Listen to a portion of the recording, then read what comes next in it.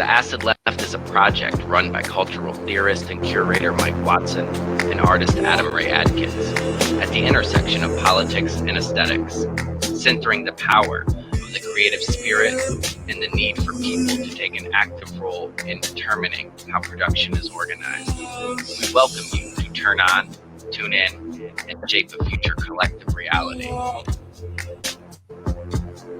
Inspired by memes, YouTubers, Twitch, as well as the work of the Frankfurt School and the DIY approach of the beatnik punk eras, we aim to forge a melding of abstraction, psychedelia, and internet aesthetics with leftist political organization. Join the Acid Left for a trip at the intersection of art, thought, and materialism.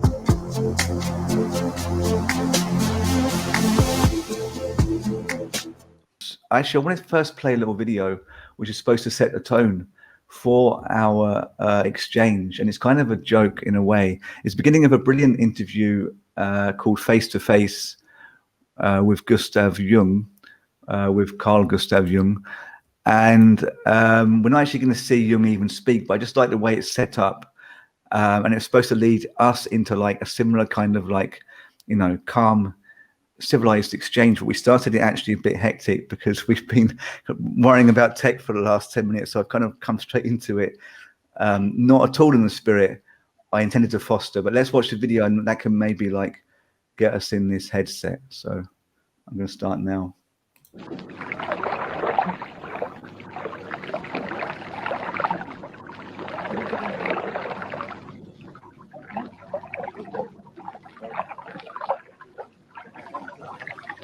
Switzerland.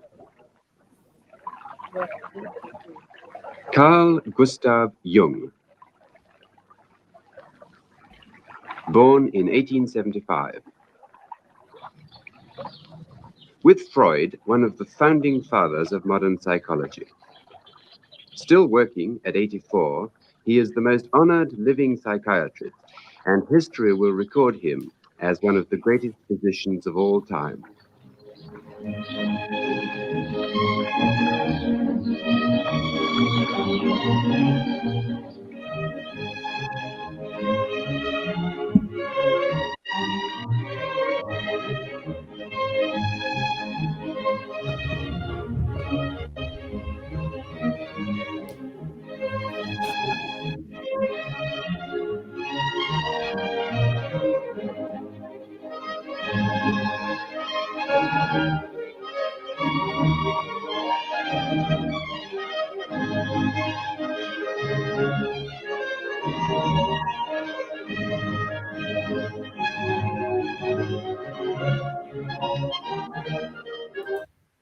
Okay, so with that civilized entree, I'm going to re-begin and welcome Dr. James Cooke, and we're going to continue in that kind of spirit. So Dr. James Cooke is a neuroscientist who deals a lot with psychedelia and spiritual experience, and we basically spoke to him back in August, and we've brought him back on to our Twitch channel now. He's actually on one of our podcasts, which you can find on YouTube or our SoundCloud. We brought him back on to speak about, I suppose, well, Jung, because we've been speaking about Jung quite a lot recently in relation to the Randonautica app, but also just generally in relation to culture, and because he's been kind of co-opted by Jordan Peterson, but I don't think he's been used particularly to good effect by Peterson. So we're just thinking, like, can Jung be useful to the left, particularly in this very image-rich culture? So Jung's kind of main thing, well, not, I won't say his main thing, but the thing that's interesting us at the moment is synchronicity, and the idea that you know, that your inner world of images from your dreams, from psychedelic experience, can correlate with reality. So maybe you have like dreams of, I don't know what, maybe a particular animal, a horse or a hare or something, and then you start seeing images of this animal in paintings, on t-shirts, the actual animal maybe you see. So, you know, you get this kind of strange coincidence of your inner world with things that you see, and then maybe you look this up in a shamanic dictionary or a dream dictionary, and things start to correlate with your life, for example. So we spoke to this guy, the CEO of Randonautica recently, and Adam used this app that claims to generate completely random coordinates in a quantum way using quantum mechanics or physics or something, quantum computers. And doing that whilst you focus on a given subject is supposed to then maybe lead you upon coincidences which can kind of enrich your spiritual language and world, although it tends to be used by kids who try and get themselves in scrapes like stumbling on murders and things and then make YouTube videos about it. But we're trying to get beyond that kind of like jokey use of it. And it's just got us thinking really about how in difficult times like we're in now with COVID and with impending economic collapse and whatnot, and then our inner world has kind of become enriched, and there is this talk of COVID dreams, the fact that people are having very rich dreams, and that maybe having some kind of relationship with your inner world, the symbols of your dreams, and also how they relate to history and to kind of mythology, etc. Maybe this can be a good thing, and maybe we need to be grasping this kind of language more today, particularly as images are so strong in terms of the growth of the far right, for example. So, I mean, it's in that kind of spirit that we brought James back, or we asked him if he would come back. So I'm just thinking, this term synchronicity, James, does this come into your practice? Is it something that you find personally interesting? And what would you say about it generally in relation to politics and kind of our visual world today? Right. I mean, so I think to begin with, yeah, you said you weren't sure of my expertise on the topic of Jung, which is worth laying out, because I'm in no sense an expert, except beyond part of the reason I'm here today is as a teenager, I wanted to be a Jungian analyst. And so I devoured a lot of his books as my kind of my entry into psychology before studying at university. And so I think Jung, I think all of his stuff I find useful to frame within the fact that it was always intended as a psychotherapeutic practice, right? He was a psychiatrist, he was dealing with patients, and he was fundamentally interested in healing people, in moving people from a state of fragmentation towards wholeness. And this was something he wrote about. And so I think all of this meaning making, understanding archetypes, all of this is to be understood within that context. So, if you're just going to analyze your dreams for fun, that's kind of one thing, but it's frivolous compared to really turning inwards and trying to use this to learn about what's going on with yourself. And at a collective level, with kind of collective unconscious, we start to kind of think about what's going on as a society as well, where he could be of use. And so synchronicity is an interesting concept because Jung was someone who was simultaneously straddling the kind of rationalist medical system, scientific way of thinking, and was very open to traditions of kind of spirituality, religion, mythology, altered states, even parapsychology. And so synchronicity is it's poised at that intersection. And there are different ways you can tip on that intersection, and you can move towards thinking we're talking about things happening in reality, in objective reality, and the mind manipulating reality, as you kind of laid out. That's the kind of PR for the app. But my personal lens is a psychological one, where I think we need to understand synchronicity as meaning making. It's all of this stuff is always telling us about ourselves, and is a way to work with this process of moving towards kind of healing and growth and a kind of holistic sense of well-being. So, for me, I would say I've had very little experience of kind of synchronicity in my life, like very almost a surprising absence of coincidences. I think they should happen just by chance more than they do, I think. So I don't have a kind of personal narrative to tell of the importance of them to me. But yeah, I think when you take this Randonautica app, right, you have random locations being generated. And as I said, the PR of that it's like what this is some consciousness meets quantum mechanics melding of mind and reality. that's distorting the world and allowing you to manifest certain things. What I think is happening is they've made a random number generator, which brings to bear the incredible meaning-making power of the human mind. So I don't think they've done they've engineered something that actually works with physics, and it does measure a quantum thing, as I understand, but it's not doing anything. It's not going to win a Nobel Prize for engineering or anything like that. It's harnessing our powers of meaning making. And the thing I find really interesting with it is politically as well. I think all of our problems, personally and politically, I see as being rooted in fear and one's relationship to fear. And so with Jung, if you're going to kind of start delving into your own mind, a lot of people have a fear of certain parts of their mind, and that's this fragmentation. Like if you go messing around in your unconscious, what are you going to find there? That's a sign of someone who's not kind of integrated. And that's most of us. Most of us have to kind of do this work.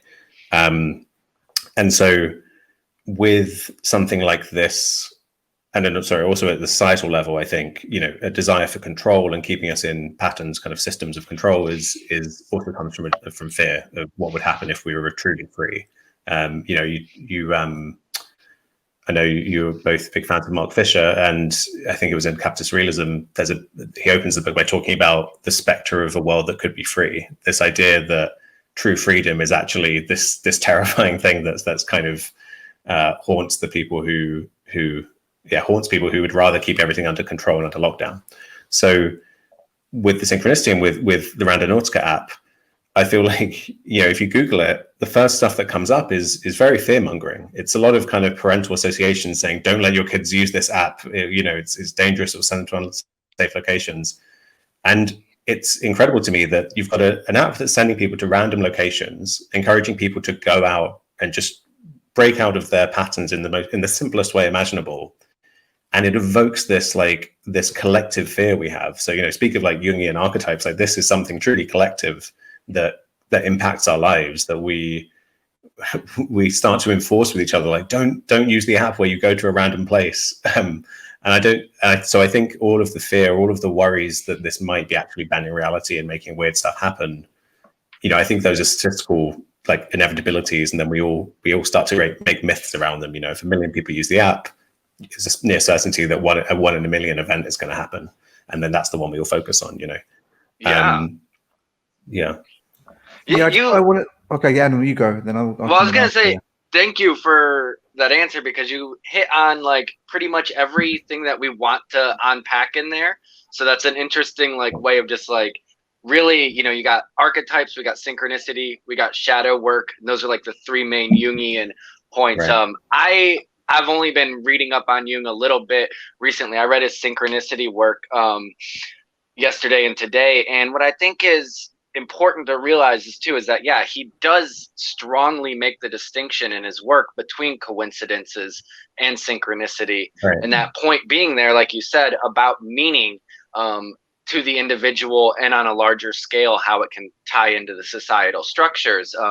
But just to give people an idea, like what makes it meaningful, some of the examples that stuck out to me as good ones were like you're walking down the street and you see someone from a distance and you say, oh, that's Dr. James Cooke. I haven't seen him in years. And then as you get close, oh, no, that's not him at all. But then later that day, you run into that person that you didn't, see. And it's not causal at all. So, just like a coincidence, but there's a meaning there that becomes significant to the person. Or the other one where, let's say, you ordered a blue rug for your house, and the day that the rug arrives, they accidentally sent a black rug. Whereas on that same day, you get news that your grandmother passed away. And the black there, because it's culturally significant association with death, becomes meaningful in a capacity that's beyond what you would normally expect. I just think those are really good examples, because they do kind of show if you're not thinking about it and you're not looking for it, also synchronicity is probably not going to jump out at you. Right. Yeah, I want to come in there actually. Sorry, can I? Or sorry to interrupt, rather, but I'll carry on, because I think Jung was really straddling the fence there. It's really unclear to me, and actually my experience is that I've only read a couple of books, and like before I was 20, and then I've kind of been looking this stuff up again over the last year. But my feeling is his book on synchronicity, where he tries to kind of explain the process, he's really at pains to say that, you know, some of these coincidences that occur are statistically significant, because he seems to be trying to give this kind of a rational basis, trying to give the idea of synchronicity. So he, for example, looks at the I Ching, but he also looks at horoscopes and marriages, and he finds some kind of coincidences in relation to who marries who, I believe it is, and star charts or astrology charts. But I don't know. I mean, it just seems that either you're strictly rational or you believe that these coincidences can happen. I don't really know, apart from that he has to kind of maintain a kind of rationality because of his profession, and maybe because he was in these arguments with Freud. You know, apart from that, I don't really know why he's seriously trying to kind of like underscore this with science. I do know that he does say in his work that we're not trying, I'm not saying like believe in stuff, fantasy stuff. I'm saying that there's stuff we don't understand yet. But when you look at some examples, like when he had a patient who kept dreaming about scarab beetles, and he really couldn't break her out of this kind of like deadlock she was in. She was really in a rut in her kind of like analysis. And that as he was talking to her, a beetle suddenly, I think it was, flew into the room or something. And it wasn't a scarab beetle, but it's pretty much the closest thing one could get to a scarab, where they were at that time. And he said that this really kind of caused a development. It was such a coincidence that he managed to kind of delve, or get her to delve into her dream world and move on. But this is really where I think he's either saying that there's some magic there, or something go far beyond human understanding, or he's saying that, hey, these are just coincidences that can kind of like give you that extra nudge along. And I don't think, for me, he ever really resolves which one he's saying. I find this a little bit problematic. So I think this hits on a really core idea. So if you situate this in the kind of Western society in which these ideas emerged, we have this deep valuing of material and being able to extract resources and growth, and that's the kind of stuff that is valued in our culture. And as a result, our inner worlds, our well-being, our meaning making is not valued comparatively. And so that's where we get the idea of things being just in your head. If it's psychological, it's just in your head and it's not important. What can you do with it? You can't sell it. You can't make money off of it. So who cares if if something meaningful is happening to you? That's the hugely dominant kind of attitude of our society. And especially since the Industrial Revolution, Jung was living in this kind of world. And the thing that I would say, that is a distorted way of thinking. Our inner world is just as real as the material world, and science gets caught up in this. Science says, you go back 100 years, the dominant paradigm in psychology when Jung was around was behaviorism, was the idea that the mind doesn't really exist. Like, we can't really say it exists because I can't quantify it, which most people, when they hear it, they think it's nonsense. They say, which it is. It's a kind of, when science is allied with this like very kind of industrial, like, we're only going to focus on the quantifiable material stuff. So you've got to think of Jung in that context. And Jung was a fallible person like anyone else. Our minds are incredibly powerful meaning-making machines. So what I suspect happened is, when he thinks that these things, he talks about synchronicities being objective meaning that exists out there in the world, outside of your head. I take that as someone who's trying to argue for the significance, the reality, and the meaning of our subjective meaning, but slips into talking about it in a way where he's projecting it onto the nature of reality, so that it carries this punch of like, it's real, it's really real. Now, if you take him literally with that, I think it doesn't actually work that way. but it doesn't mean it's any less meaningful. So this is also a phenomenon you see incredibly widely in the psychedelic community. You know, the idea of taking your experiences that happen inside you and reimagining the structure of reality. Now, I've been kind of trying to come up with this model around this, which I'm preliminarily calling gnosis through negation.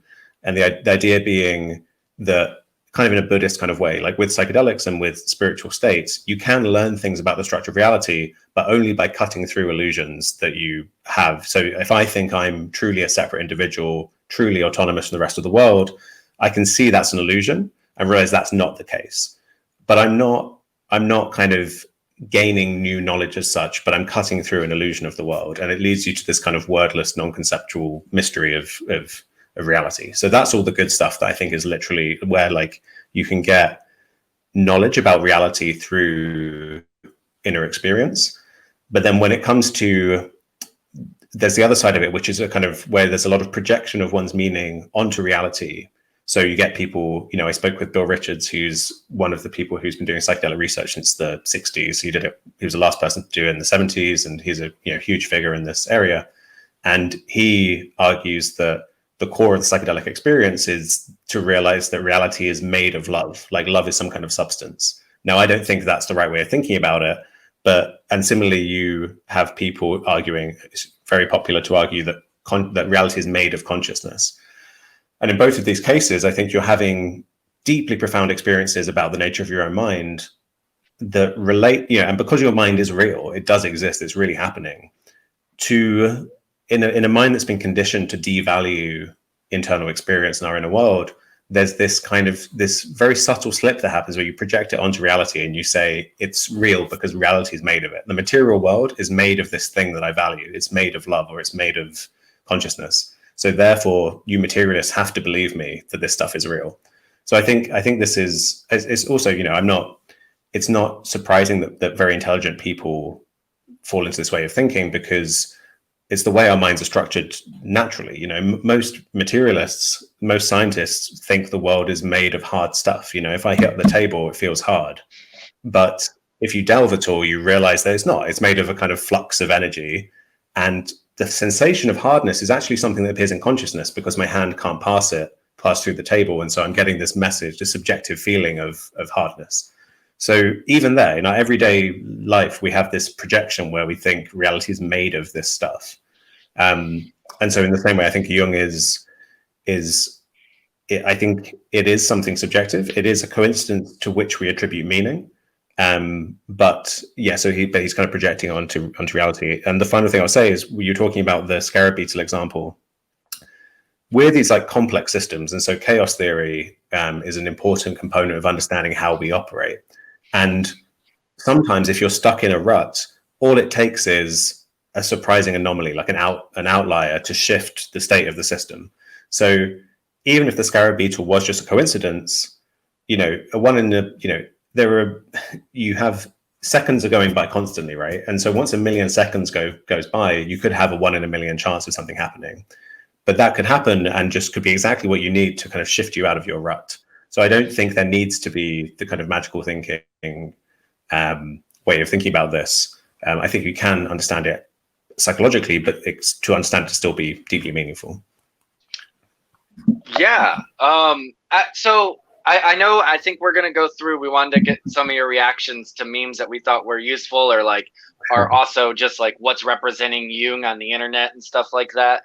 But because you brought that up, and I wanted to get into a little bit deeper of a question real fast. And because Mike's right, he does, like, from the stuff I was reading from Jung too, it's like sometimes he seems to go back and forth on the actual cause or whatever there. But one thing that really struck me is in one of his shorter pieces on synchronicity, he ends it with something like that the explanation is either that the psyche is not located strictly in space, or that space is subject to the psyche. And I think you're more likely to see that second one, that space is subject to psyche, as like the pop interpretation of Jung and synchronicity, or like law of attraction type stuff. But I was wondering if you could comment on the difference there, and maybe relate it to your theory of consciousness, because I also think the living mirror theory of consciousness seems somewhat related to synchronicity. Yeah, can I just come in before that? It's a linked point, actually, just to elaborate on what Adam was saying, because I would have come to this anyway, but we can kind of address all of this. I mean, Jung says things like, there are clear cases when people dream of stuff, then it happens, or the kind of dream language, whereby X actually equals Y in real life. That all kind of links up. So you look at a dream dictionary, and somehow a dream dictionary is spookily correct. There are real instances in which this happens. In which archetypal stories, very much relate somehow to somebody's psychological kind of underworld and to what's happening in their real life. And he kind of says that the way in which these are often premonitions. You can tell the future in your dreams, etc., suggests that, we can transcend time and space. Or actually, because the dream world, the subconscious doesn't understand time and space. That's why it can transcend time and space, because it's not working within those confines. Then, as I was going to get onto much later, but I'll get onto it now, he says, or has said, that it is conceivable that there's life after death, precisely because the psyche doesn't understand time and space, or won't understand it, or be confined by it. Therefore, at that point in which the psyche is no longer bound by the body, maybe there's a possibility that it would continue somehow outside the body. I mean, that's kind of what Adam was saying, or rather Adam was pointing to that, this being one of the main things about Jung. All of that definitely suggests a reality at odds with scientific reality. And it's interesting how he seems to he rationalizes in a very kind of logical but non-scientific way. So the dream world is not reliant on time and space, yet sometimes foretells the future. We can only assume that is because it doesn't rely on time and space. That could easily be kind of countered by somebody else saying, no, it's actually coincidence. So then you go round and round in circles, a bit like recent debates between kind of objectivist philosophers, the object-oriented crowd, Graham Harman, but also the speculative people, Ray Brassier, etc. Seizing on, I think it's Paul Whitehead, who I think is a neuroscientist, seizing on these ideas that the brain is purely material, that we are purely chemical, which of course, I think most of us believe we are, to mean that there's no meaning in life. But then somebody could turn around and say, well, actually, the fact that we're purely chemical is only a subjective perception of us. That actually could be us projecting that. So these things are always going to go round and round in circles, I think. And it does seem really that Jung's wanting to believe something. So it kind of throws you back on what I was saying before. And I don't think it's really possible to resolve. But anyway, please, that's rather a lot, but maybe address what Adam said. But I just wanted to throw that in there. Yeah, so I think, when Jung was writing about this stuff, people were entertaining the kind of spookiest versions of this stuff. So you have some of the physicists who, did the foundational work in quantum mechanics, the leading names that we're familiar with, coming to the conclusion that consciousness was probably fundamental to reality and the material world is kind of secondary to that. And this is the kind of framework, I think, in which Jung was thinking when he was making claims about this stuff being objective, that there may be, mentality and material world are deeply interwoven at a kind of fundamental level in a way where you get these kind of non-local effects. So that's not the line I take, but that's a way of thinking that people have really been exploring for about a century now. Very intelligent people, and so the way I look at it is, in the living mirror theory, consciousness arises through the interaction of an organism with the environment. So it's not strictly located like inside the head, but it's not non-local. My mind can't affect something happening a mile away. So, but an interesting thing, you were talking about space. we have this sensation of space being a kind of pre-given stage that we find ourselves on.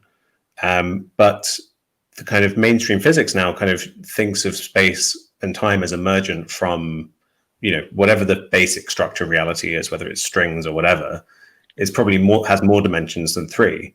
And so the way this shakes out in my theory is there is a part of reality that does have 3 dimensions, has these ways of navigating that are orthogonal to each other. That's where we find ourselves as these chemical organisms. But what we call space, our perception of it, is really a kind of construct in consciousness. It's like a user interface. Donald Hoffman kind of uses this idea in his work as well, even though he argues that consciousness is fundamental. But so it can be quite mind-bending to start to think about, well, what is space really? What we think of space is really subjective, but it does map onto some dimensions out there in this weird quantum energy buzz of existence. So yeah, in my view, it doesn't, I was going to say it doesn't really allow space for these things to occur. There could be situations where holistic, like large scale effects cause things to vary together. There are non-local effects in quantum mechanics, but I don't believe that me setting an intention interacts with physics in a way that's kind of distant from me. It clearly interacts with this organism, or it's synonymous with its operation. But yeah, those are 2 different ways of thinking. And yeah, it's also worth saying that, while I feel fairly confident in being in that camp, I'm not dismissive of the more kind of new agey side of thinking about this stuff, because a problem with science operating as a kind of industrial thing within society is that we talk about these kinds of patterns that we operate in. The whole point of this randonautical thing is this like situationist, way of like breaking, as you guys spoke about in your live stream, of like breaking out of these patterns of control and operation that we live in.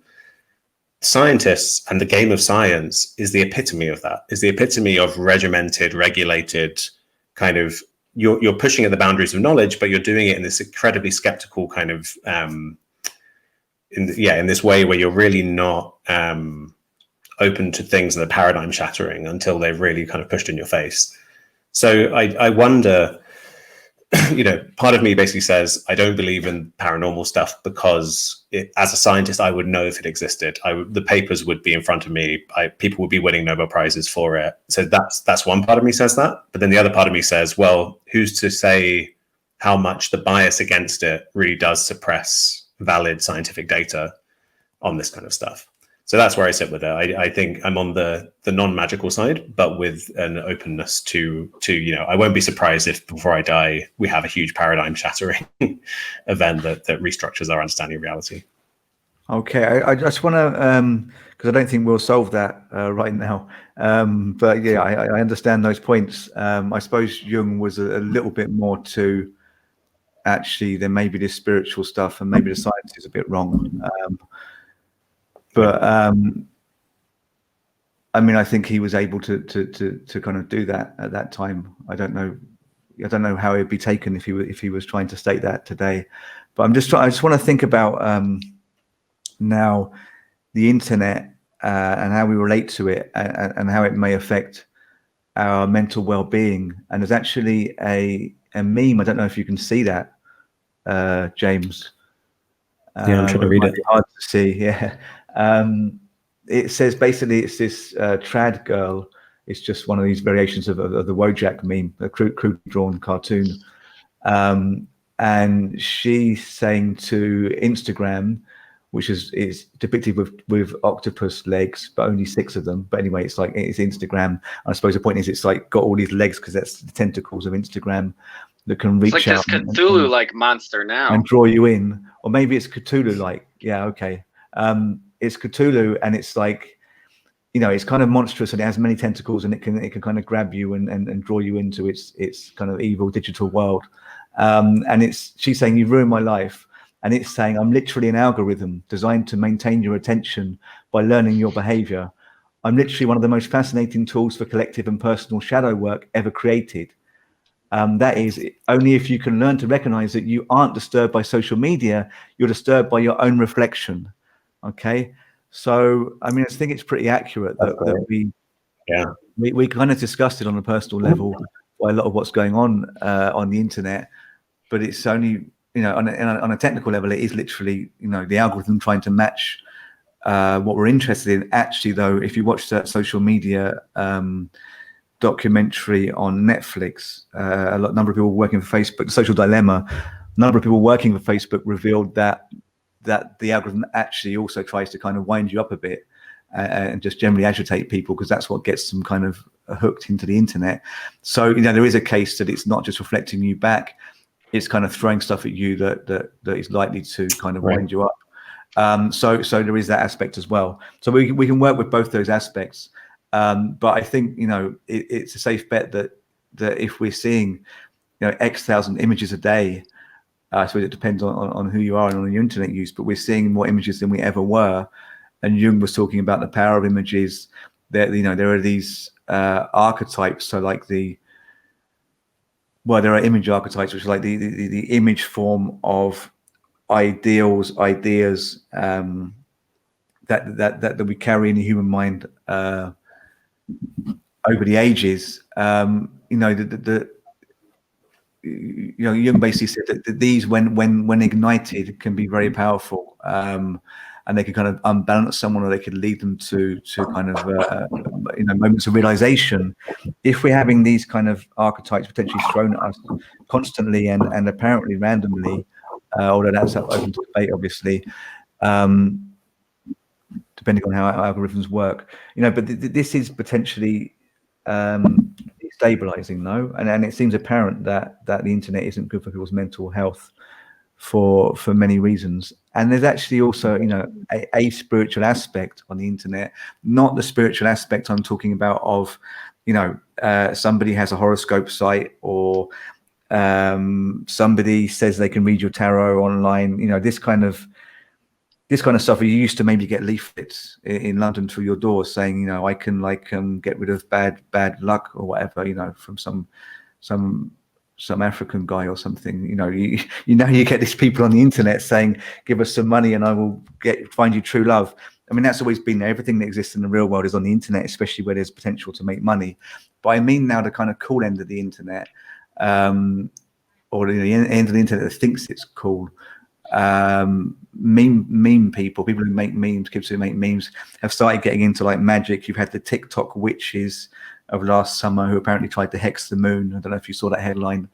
You know, so there's a lot of this stuff floating around in the meme sphere of just like, they could be archetypes that relate to something. They could just be something someone made up that looks a little bit sinister. Cursed images. There's this tendency, which basically means to make images that just look just disturbing, or maybe the relation between text and image might be jarring. You know, all this stuff, I think it's potentially brilliant in some ways because it opens our minds. It's potentially disturbing. I mean, how do you see all of this within your practice? Yeah, I mean, I think the potential, as you say, for kind of shadow work with whatever comes up online is massive, as you say. Like, I mean, it's one of the most powerful insights you can have if you're interested in this kind of personal growth stuff, to realize that if you're ever bothered by anything, that's telling you something about yourself, and it's an opportunity to investigate what are those things going on under the surface that are bothering you. And this actually relates to what we were talking about earlier, that we usually, if someone says something that bothers me, you know, we instinctively attribute it to the external world, to the person, to the message, but actually the bothering is coming from within. It's coming from something in the structure of your own mind. So I think that, yeah, that the internet with its kind of relentless content and the fact that it is just generated from minds, you know, it's kind of pure mental kind of invention. I think it's actually, yeah, it could be very powerful for that if we had the right ethic around it. But as you say, the incredibly corrosive kind of capitalist context of kind of, you know, the profit motive that makes this stuff, this insidious kind of thing that attempts to hack your mind to make you feel dissatisfied, and obviously with the kind of ad component as well, make you feel anything but content, anything but improving yourself and not needing to consume and spend time on the apps. and buy whatever's on, advertised. So yeah, I think if there's ever any kind of attempt to make a kind of collectively owned social media platform with these kinds of ethical, where it avoids these ethical problems, I think that we're desperately in need of that, and it could be a really powerful tool. Yeah, I'm trying. There are many interesting things you said there, but I can't remember what the other ones were. I have to remember where I started. Adam, do you remember what exactly I just said then? I know there were a few different points in there. Or anyone in the public who maybe can remind us what was said. I think I was talking about algorithms. I was talking about Jung, this all becoming quite, well, I was talking about, first there's this, this fact images kind of coming at you, and then how do we deal with the amount of images, and that they, the fact there's so many images coming at us all the time. Some of them may be related to archetypes of the human consciousness that might trigger something, but on top of that, there's all the people who are deliberately throwing around images that might trigger something. This, on the back of the TikTok witches, there was suddenly a trend in people sharing kind of like meme magic type stuff. Also what we call cursed images, which doesn't literally mean cursed, right, but strange conjunctions which might disturb you, and which I think are designed to freak people out and think there may be magic at play. I know that people were bombarding Trump with kind of weird scripts with weird images at one point, just after he lost the election. He wouldn't admit it, and to look at this stuff, I could see how it could be jarring, or you'd feel that someone was trying to kind of manipulate you. So I mean, just what do you see? Because I was trying to make the distinction between, there has always been these people who claim they can kind of heal you or do stuff over the internet. I think remote healing, if it works at all, could work, through someone you met on the internet even, but there's this other aspect now of just kind of like a kind of mimicked magic aesthetic, which could trigger something, I think. So I don't know if you're looking at any of this or I think the revival in kind of witchiness is something to be celebrated. I think that so this goes back to the idea of primitive accumulation, of like kind of when capitalism kind of first got its hands on resources and wealth. And Silvia Federici is this theorist who's got a book called Caliban and the Witch, which you might be familiar with, and which is about the role of women and witch hunts in primitive accumulation, keeping women under control as a way to kind of extract value, through kind of free labor.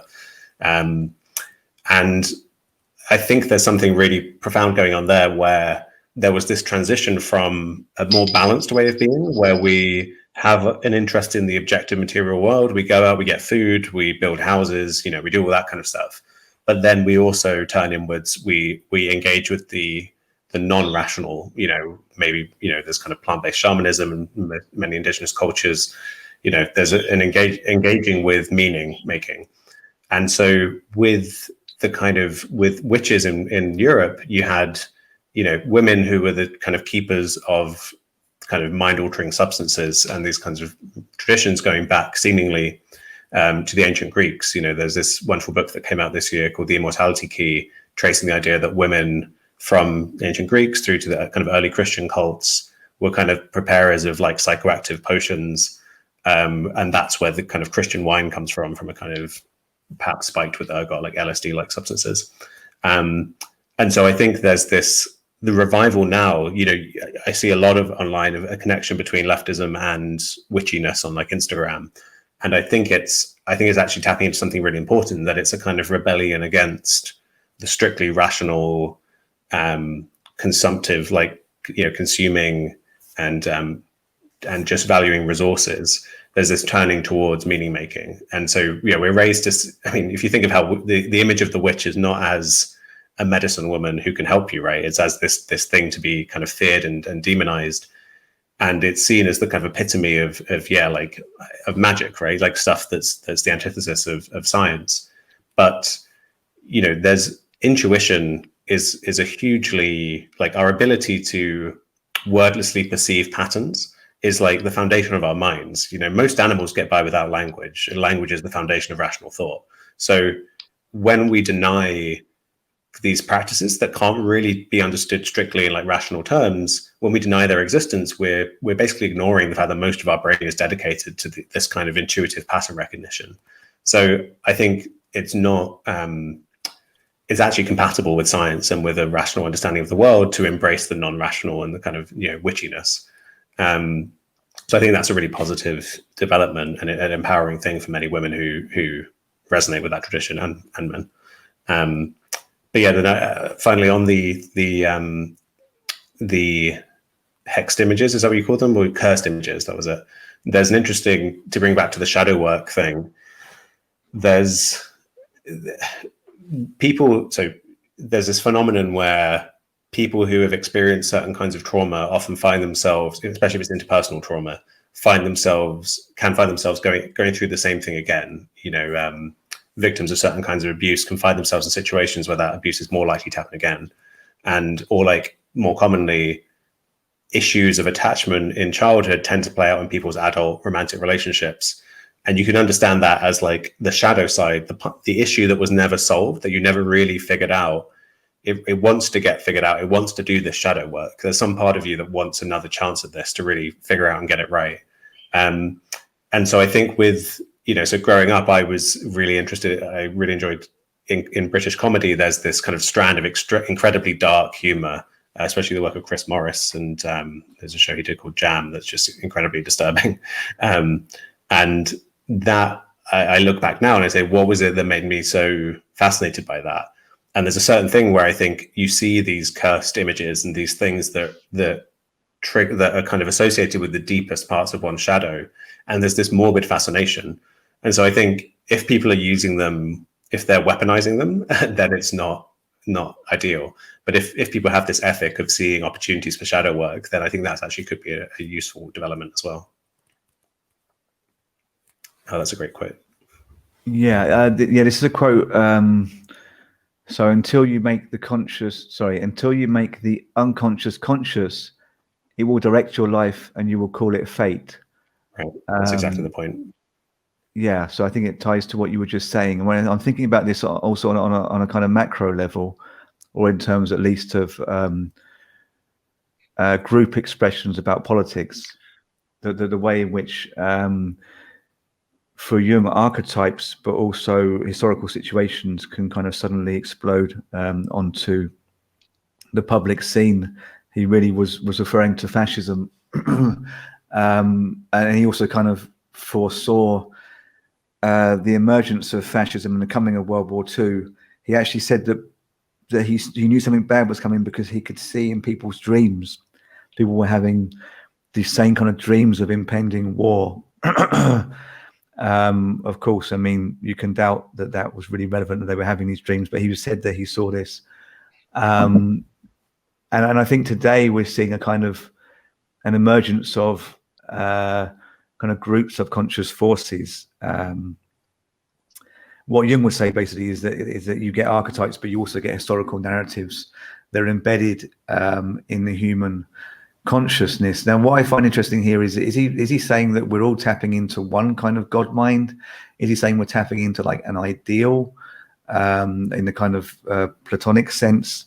Or is he just saying that our brains are all wired the same, so that we all have the same narratives built in just because of the chemistry of our brains?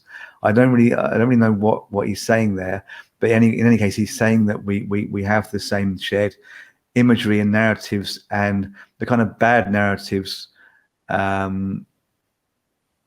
mythologies that relate to oppression, and to scapegoating of ethnic groups. These can suddenly emerge, particularly in groups, and become distorted, and then lead to situations like, I think, the Capitol building the other day.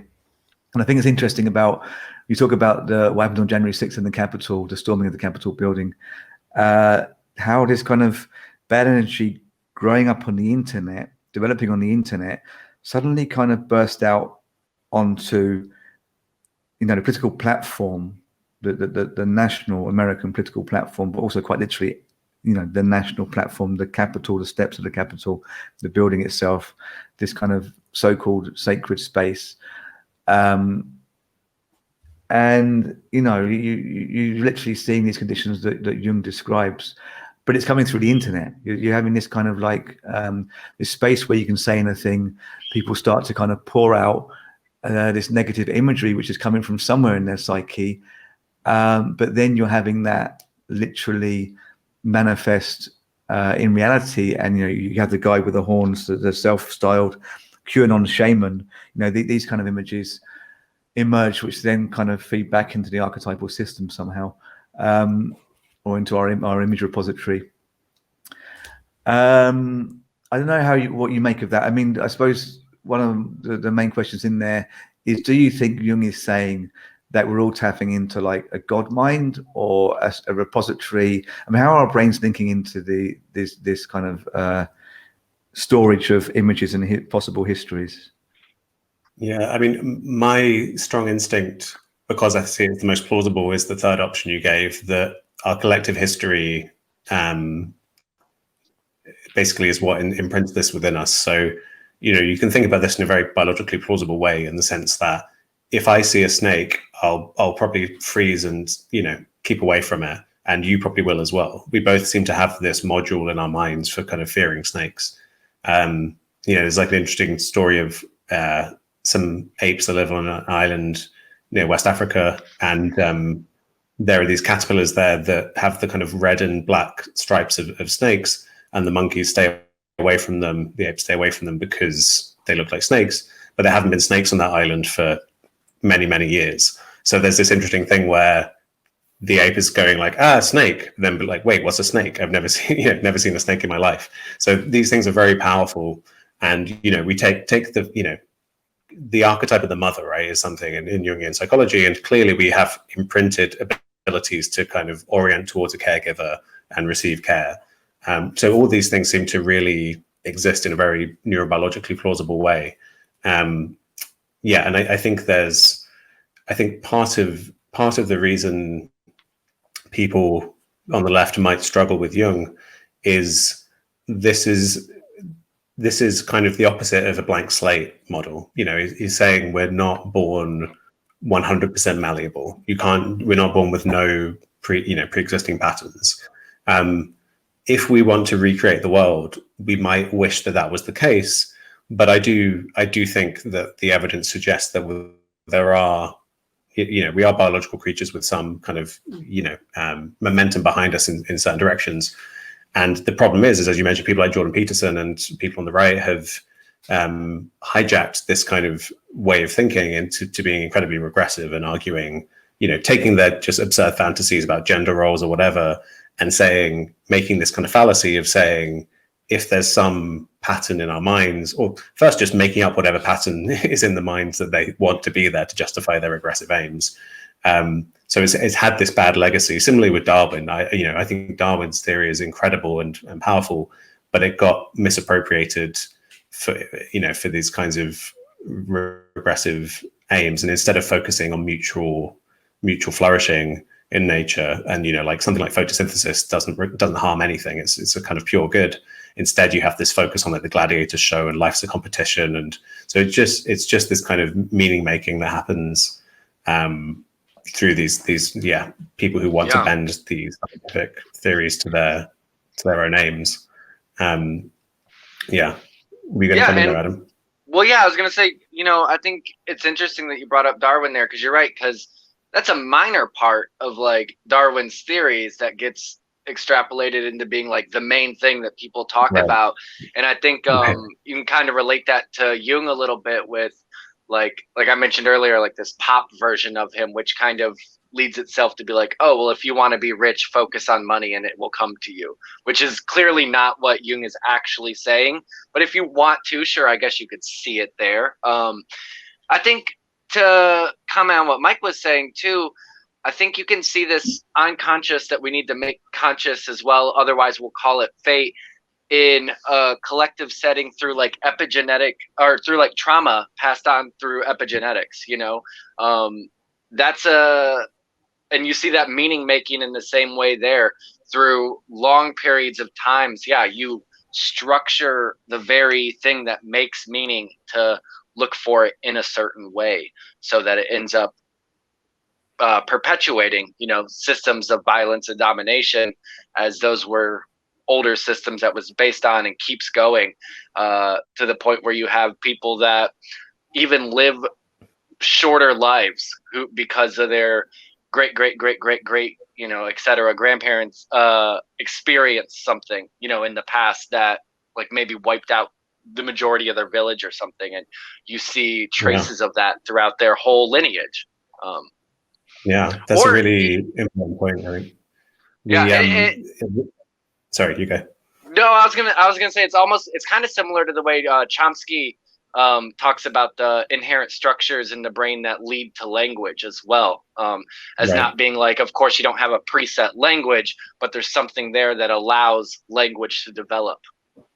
Right. That's the way to view it. Like just because we have capacities, maybe that's a way of thinking about them. They're not deterministic. They don't say you're born male, therefore you're going to be like this. There might be tendencies or capacities, and that is a jumping off point. Some people might be born taller or shorter, but depending on the nourishment, they'll grow differently. And with the mind, it's incredibly malleable. So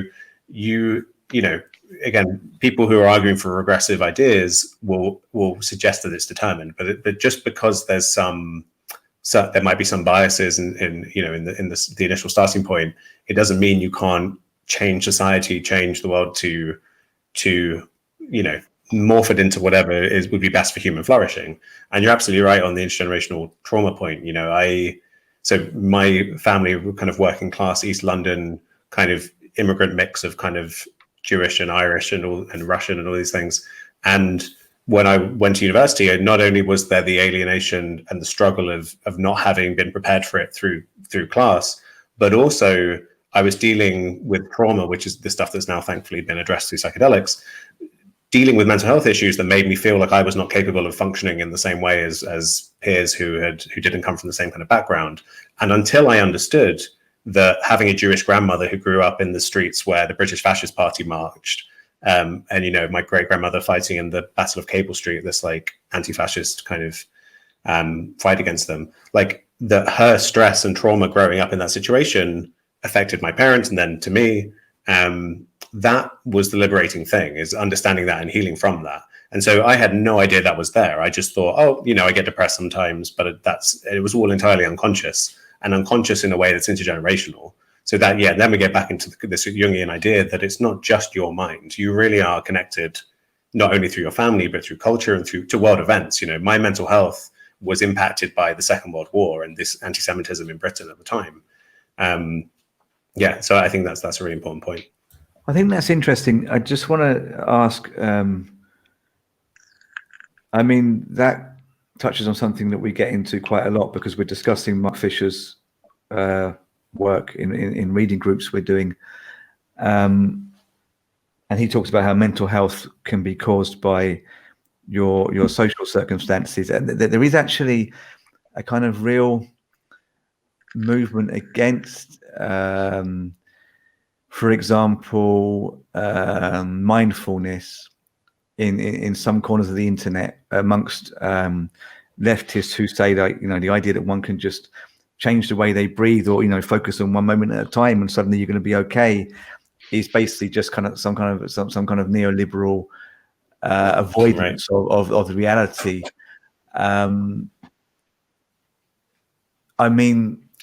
So you say you feel better. Okay. I simplify it massively. I don't think anyone's going to say, I just suddenly feel better, but you addressed a lot of issues. I don't want to delve into this because it's personal, but I guess, you're also saying there's a social class element, or at least racial stereotyping and abuse, is akin to the problems of being from a lower class background, financially, shall we say. For you, is dealing with one's traumas, both personal in your own lifetime and historical. Is that at odds with being a good socialist and addressing, you know, material conditions of society? You scrambled a bit on the sort of the bit about trauma at the end there. Were you saying is it at odds? That trauma is dealing with your trauma, personal trauma and historical trauma. By that I mean like trauma going back generations. Is that in any sense at odds with being a good materialist Marxist? Because many people are saying it's like it's one or the other. You're dealing with your personal stuff and you're going through it in some kind of analysis, or you can do it through psychedelics, or you could do it through meditation. And then there's this other thing which is addressing the problems of society, you know, being a communist, overthrowing the system. I mean, for me, the distinction is stupid, and I'm sure for you, but I mean, what would you say to that distinction?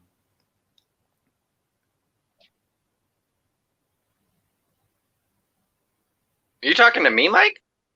No, I was talking James went away. I was talking to James, yeah, but okay. He disappeared. Well, I'll answer that. I thought you were talking to him too, but then I got confused when he disappeared, but it must have been an issue on his end. Maybe he'll jump back in. I agree with you that I don't think they are mutually exclusive. You know, it's, if you are hurting, it's going to be harder for you to help anyone. And, the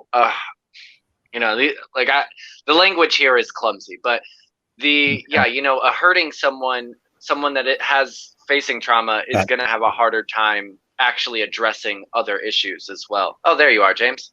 Okay, James is back. I didn't know if my question was just that bad, but no. I'm very open to talking about all this. Fuck this. Okay. But because it's a sensitive issue, I'm the kind of person who thinks if I should be asking something. Also, when I teach people, and as I'm thinking, should I be asking this? I end up just asking it anyway. Go for it. But I think what you described just suddenly seemed very relevant to a question that keeps coming up, where people just kind of attack people who say, we need to heal, or whatever, your life is shitty, why don't you do some mindfulness meditation? And then people attack that. But I always think, well, hang on, wouldn't that be quite useful? Isn't that kind of thing quite useful? You're talking about something much more profound. But what would you say to those kind of distinctions? Yeah, so I think this is the key struggle of making any radical change in society. I'm very much on the side of there are profound lessons to be understood through understanding the dynamics of suffering in the individual and how they play out at the psychological level. So I think, mindfulness has absolutely been co-opted, again, like as capital will always do, is just co-opt it and distort it into its own ends. But so for me, the way that I see this stuff is the fundamental problem isn't necessarily capitalism. It's not, the fundamental problem with capitalism that's deeper than that is that it's about extractive growth. It's about a mindset of progress. There's the kind of propagandized way of thinking about it. And instead of redistributing and coming into a sense of well-being, as a society, there's this constant looking towards the future. And if you look at that at the level of the individual through something like mindfulness, you can discover that it is a habitual pattern of our minds, is this craving of like, if there's anything in your shadow that's making you feel anything less than perfectly enlightened, which is the case for all of us, your mind wants to kind of grasp at the future and do things, think things, get away from the present moment. So I see that as being a parallel with our problem as a society. So I think without every individual owning the way that this plays out in their own minds and addressing the shadow issues, like that's the healing part, to bring themselves back, to try to orient themselves away from growth. And like, I'm not talking about personal growth, I'm talking about a kind of quick fix technological growth that we have in kind of our society. And that might be like something like just, addictive thought patterns, or even just actual addictions, or, anything that's keeping you from just being happy in the present moment and discovering well-being there. I think if we don't do that, that's the fundamental issue, is if you're living in peace with yourself and trying to create that in your environment versus being part of the struggle. So, this will probably ruffle a lot of feathers, because I do think there are people who come to the cause of wanting radical change in society, but their woundedness leads to them being kind of part of the struggle. They're actually not looking to get to a place of absolute peace and resolution. They're kind of looking to work out their own struggle. And so if people want to be part of, and I mean, I'm not saying material struggle is absolutely important. There are people who need to defend themselves, and that's a huge part of this project, is material struggle. But it needs to be couched within an ethos of understanding, what are we aiming for? What is the psychological state we want to be in as a society? Do we want to be scared of our own shadows, running into the future, trying to get to Mars and just destroying everything on the way because we're so kind of based in fear? Or do we want to turn inwards and find some resolution, find some true peace, individually and collectively? I think there is a split in the kind of left community between people who are afraid to turn inwards and do that work and would rather just focus on the struggle. I do think ultimately we need to, people are arguing what I'm arguing, need to win this argument, and everyone needs to get to a point where they're willing to not unconsciously be part of the problem by not owning their own stuff. Yeah, absolutely. I think that, and I saw you speaking on your YouTube channel. It was actually a video about the Capitol building and many other things. Great video. And you said at one point about materialist politics, materialist left, and Marxism, and this tendency to exclude kind of non-materialist experience, and to kind of jump a stage. You didn't really say this, but to I think you were kind of saying this, to jump a stage in what we need to be addressing. So if you don't kind of address the fundamental problem with being, a materialist, you're just going to repeat the problems that we've seen with capitalism, with fascism, etc. Then you go on to talk about anarchism, and I would say anarchism is, or some kind of anarcho-communism, is probably the best disposed system to dealing with, kind of our inner and outer traumas, rather than just approaching the outer without fixing your inner world. Right. But I'm glad you said that in that video, and you kind of reiterated that in what you just said as well. Because we have this problem a little bit, me and Adam, because we're very kind of linked in with a materialist left. I think that's why we got very interested in Jung recently, because we're trying to kind of move the debate somewhere else. But it's a lot easier to do that by referring to Walter Benjamin and Adorno, because they're kind of like, they're people who kind of bring in this quasi-spiritual stuff, but they get away with it, and it's kind of like just thought as a quirk in their system, but they're not really approaching this stuff, or it needn't challenge a Marxist too much. But I mean, any way to kind of like to move away from this strictly materialist vision is very welcome. Yeah. I mean, I think the people, as far as I see, that are keeping the worldview alive that we need are kind of indigenous anarchist groups, people who are deeply engaged in material struggle for, like preventing pipelines going through their land, that land rights, that kind of thing. So I'm not saying, that's the bread and butter of the daily stuff, but they're on average, and I'm generalizing, but I'm saying, like, compare those groups to, if you identify with, white European men from a few hundred years ago or over the last few hundred years. And like, I think those thinkers are often, I mean, this is a huge generalization because there are, I would say there are value in lots of these different thinkers, and especially anarchist thinkers, but without going the whole way back to indigenous wisdom as well, you're really just trying to come up with another technological fix. You're saying, especially with state communism that we saw in the 20th century, you say, all right, we'll centralize power, then we'll administer it. That's an incredibly simplistic, obviously that wasn't the intention to be the end point, but that's a very simplistic control-based mode to operate a society. And then we see you systems of control are fragile, and you have famines, and it just turns out you can't control a system in a top-down way. And so that's why I see anarchism as this, and not, within, I see the core insight of anarchism as being one of about control and about letting go of control and really allowing freedom to happen and allowing bottom-up organization to happen. And to do that, you really do have to bring your fears into awareness, because it can be scary to imagine, what if we get rid of all of these systems of control that we rely on? Freedom, the specter of a society that could be free, is a real thing for all of us. We have to ask, how much do we really want that level of freedom? And then we have to sit with that fear and realize, well, it's like Orwell wrote in Homage to Catalonia. He was saying how when he saw anarchist Barcelona, there's this line where he says, like, he didn't particularly like it, or like it didn't make him feel particularly good, but he knew it was something worth fighting for.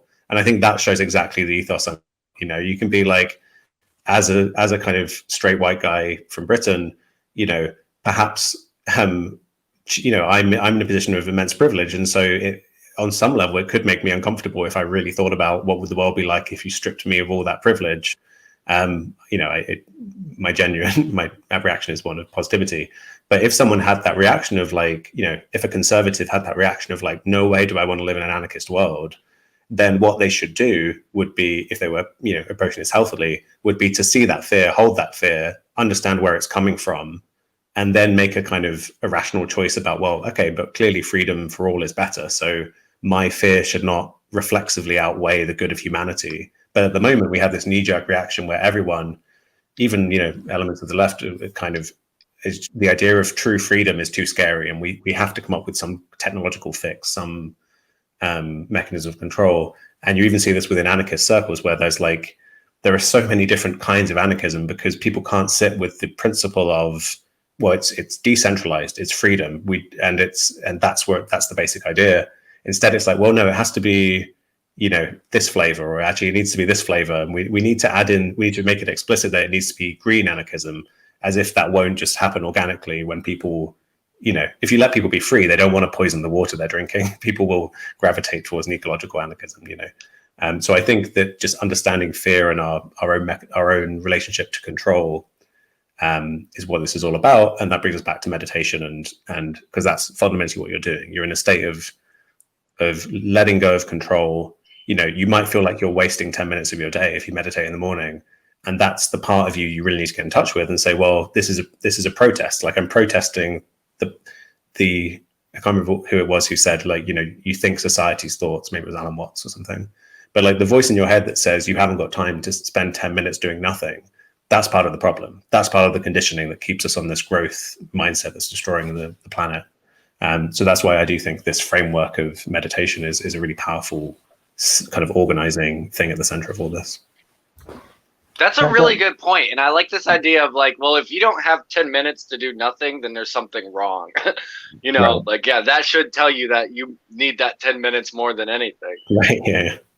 And it's not easy. The voice in my head that says I should really be productive with those 10 minutes is loud. It's not, I'm not pretending that I've got rid of it. It's a daily practice. And that's why it's a practice, is you need to see the wisdom in letting that voice, showing that voice it's not necessarily the wisest thing in your head.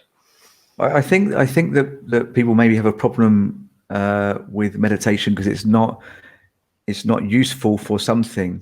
And I just want to touch upon a trend of these days, which is kind of like very very now in terms of the internet, but also in terms of what we expect from society, or what society leads us to think we can have. It's called shifting. So we have this video here. I'm not going to play this video, but it's a video that's about shifting. And basically it just tells you what shifting is. But shifting, I can explain as best as I can. I've never tried it. I'm not liable to try it. But it's a trend that's grown up on TikTok and other social media platforms, whereby they're normally Zoomers, younger people, they try and shift reality. So there's this idea that there being innumerable realities, apparently, because quantum physics says it. Well, I'm not really very, very well up on this, but there being all these different potential realities means that we could potentially shift reality if we just kind of like get in the right mental state before we go to sleep.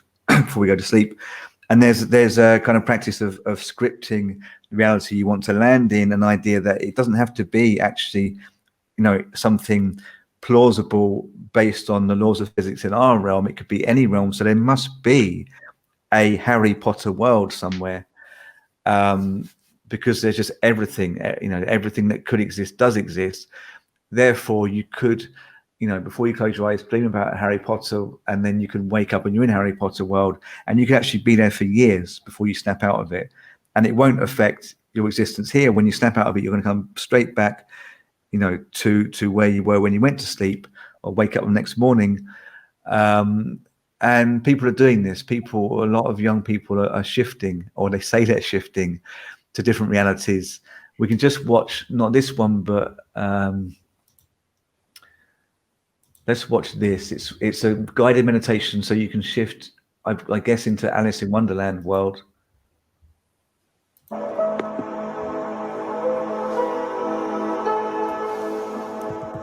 Hello. Now before we begin the Alice in Wonderland shifting method, make sure you are well nourished. If you need to get a drink of water or go to the bathroom, please do so. Also, make sure to get comfortable. Lay down if you can.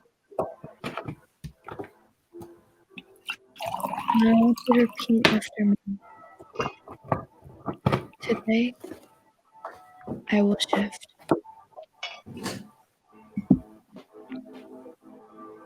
I shift easily. My desired reality is not far. I will get there. Okay, so this carries on much like this. I just want to quickly show also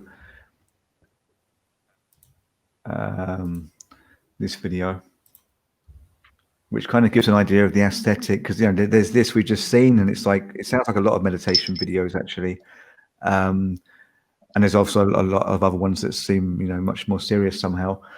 But this is it kind of shows more the image culture around shifting. So it's got that kind of vibe, but it's also got this kind of like typical TikTok vibe. Ooh, you know what color we haven't tried yet? Therapy. Paige, who plays Vanya. Aidan Gallagher, who plays Fi. Robert Sheehan, who plays Klaus. Bonsoir. I'm erasing myself from the narrative. I put myself back in the narrative. Your entire reality is a projection of what's going on in your subconscious mind. Your subconscious mind holds all of your belief systems. If you believe that you're an awesome person, you're going to show up in the world as an awesome person. If you believe that you look stupid in a beret, you're going to act like you look stupid in a beret.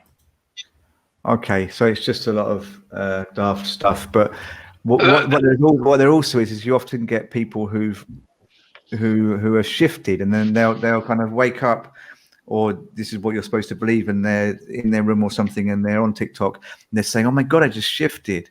I've just been in Hogwarts for 8 years." Or there's this one video of a guy crying. It's not the only person. There's a few people crying, saying that they shifted to another reality, and now they're back, and they want to be back in the alternate reality. I mean, some of this is fake. Some of this is people just taking the piss out of this stuff, like I believe this woman we just saw. But there's, a lot of people who actually are deeply invested in trying to shift. So I don't know, James, if you're familiar with this, or what you think of it. Yeah, I hadn't really seen it before, because the kind of meditation I'm talking about is very, kind of, I guess, grounded in the kind of mindfulness tradition of knowing your own mind and getting to familiar with it and getting insight into it. This is where this is the opposite. Really, it doesn't seem to be really a meditation. It's where people literally, they want to live another reality, and they think that they simply can. It does seem to be slightly kind of just like fragmented. If you imagine, you could have, again, the mind is incredibly powerful, and you could find yourself having an experience you find really positive. But then if you're crying because you can't live your life in that imaginary corner of your mind, you're right to point out that maybe that's not moving in the direction of wholeness and integration. It does look like a worrying trend. I'm struggling to like find my way through it. I don't really want to spend time also going through all this stuff, but I think it's interesting because I'm looking at Adorno now, and the sort of kind of thing he said about horoscopes and the occult in Minima Moralia, where he implies this is like the fascination with this stuff is part of society and the way it leads people to want things on demand. So it's not like a genuine occultism, it's something else. And I think that's what we're seeing a lot with this, and a bit with a kind of online witch culture, in the meme sphere. I mean, I guess it's not something we have to address too much, but it just kind of, it surprised me first when I saw this stuff going on. Yeah, in combination with the synchronicity stuff. I mean, again, this is why I'm an advocate for meditation in a very simple way as the kind of the core thing to be aimed for, which is just, again, I'm kind of referring to it just as being kind of at peace in the present and having that orientation, identifying when you're fleeing your shadow side and trying to kind of entertain yourself, instead of being present.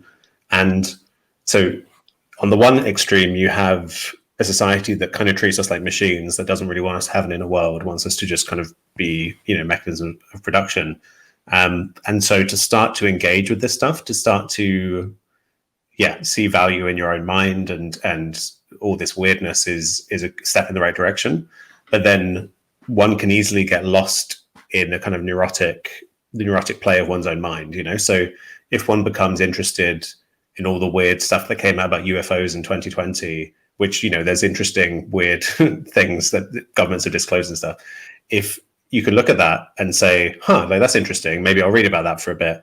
But if you then try to come back to some principle of being content in the present, that will keep you grounded. Whereas it's incredibly easy for, especially in the age of the internet, when there's this abundance of intellectual stimulation, that if you see that and you go down the rabbit hole and you suddenly are just fascinated by it in a way where it's, it's consuming you and you become deeply invested in it, that suggests some fleeing of yourself, some you need it to be true for some reason, or with these shifting things, there can be a neurotic kind of projecting whatever it is you want to be true onto reality. And I think that's fundamentally something.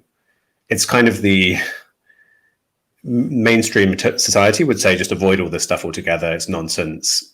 Turn up at your job, get stuff done. I would say you should try and know your mind deeply, but on the way you're going to come across this stuff, and some of it's fascinating and interesting. So I wouldn't advise people to turn away from it, but to turn towards it with this ethos of trying to get to some state of peace and well-being that doesn't depend on these kinds of ideas. Yeah. I just feel like I have to say this since we're talking about it. I find Jung interesting, though I'm not going to get into it. We don't have time or anything. I know we're about to go. I am a little suspicious of some of his stuff, but I find him very interesting. I find occult and esoteric stuff very interesting. The shifting thing to me seems just like a misinterpretation and commercialization, honestly, of like Robert Anton Wilson's ideas of like reality tunnels and stuff, which are far more nuanced and interesting than like the idea of actually shifting into another dimension. But I do want to ask you a question before we go. And it's, like I told you before we even came on, I was drinking a root beer for the first time in a long time, and the cap has a letter on it, and I've been sending it to you this whole time. So I was wondering if you could guess the letter, and I see if I have any psychic ability. Can I also guess it though? Yes, please. Both of you, I want you to guess. But how are we going to tell you? Psychically or no? Well, no. I have the letter. If I get it right, then James can't get it right. He can't show how psychic he is. So, I have two letters in my head, so I can lock one in. I have one letter. I have one letter in my head. Hang on, how are you going to do this? I'm I've going to done write mine. mine in. I'm going to write mine in chat, but James, don't Okay. look at chat. All right, I trust you to not. Well, maybe the audience doesn't trust us to not have this as some kind of trick, but I promise I could just lock mine in, or I could write it down on my phone. Okay, I'm just going to put mine in chat now, but you can close your eyes, James, and then say yours. All right, the chat's off screen for me. And okay. tell me. So should I tell you? Tell me, James. K. You guessed K, Mike guessed L, and it was you. It was you all along.